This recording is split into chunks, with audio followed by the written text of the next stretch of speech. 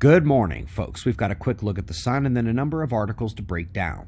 We did get that special video out last night and we'll be doing follow-ups before the new year, but right now let's go to spaceweathernews.com and we find the last 24 hours on our star were quiet. The sunspots continue to charge back onto the surface, but they are taking in their new environment, rather than making their environment a product of themselves. Solar wind, top left, purple line descends as solar wind re-enters normal ambient quiet range. Bottom right, the green bars of the KP index show the diminished geomagnetic unrest from minor to virtually nothing. The next space weather will be the intensified solar wind from the central coronal hole. Only the solid dark core of it unleashes enhanced solar wind, but you can see the underlying structure of the entire magnetic sector here in 211 angstroms. It's ionized iron. Quick nod to the earthquake risk at Cascadia, looking at the deep quakes like we do for the remainder of the Ring of Fire at quakewatch.net. But in Cascadia, they say it's a much slower slip event. That article is in your link list below. And also this, a quick problem for paleoclimatology. Looks like their favorite long-term carbon reducer is not going to work. Weathering by rocks. They now need a new way to make the planet cold every time it tries to get too warm, as observers chuckle.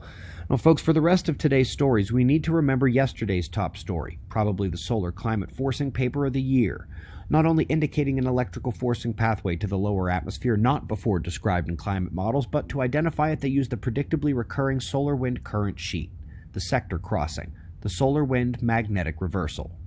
Now, we go to the worst solar climate forcing paper of the year, and veteran observers try to nail down the issue before I say it. They were attempting to figure out how much the sun works the climate, and figured out that the irradiance value change since the Maunder minimum could be lower than they thought. Therefore, with a smaller change on the sun, we have to actually further restrict its possible influence over the climate. Now, folks, long before this article we shared yesterday, the particle forcing and magnetic field forcing had been well broken out. Heck, it's what our 300-page, 500-citation textbook is on.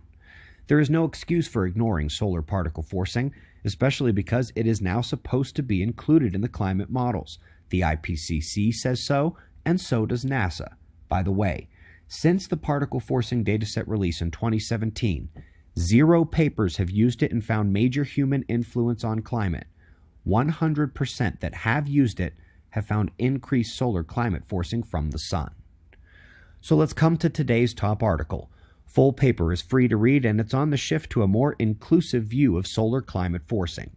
The direct solar forcing they are seeing is irradiance, but the indirect would be all those things they hadn't before considered. But into the future, they do now have a great hold on many of the particle forcing pathways, including those that bypass the stratosphere and go directly to the troposphere, where we live. Cosmic ray forcing is getting into the mix as well, and in its proper place as the cloud producer and bringer of cold. And of course, the main reason they don't show this far back in climate propaganda and time is because the sun clearly controls the temperature on a few decades maximum lag. Folks, our textbook is still PDF only right now. Hardcover comes back January 1. And remember, we only do one printing run for every book, and there are only 400 left for non-educational use. Professors reserve the rest for the spring.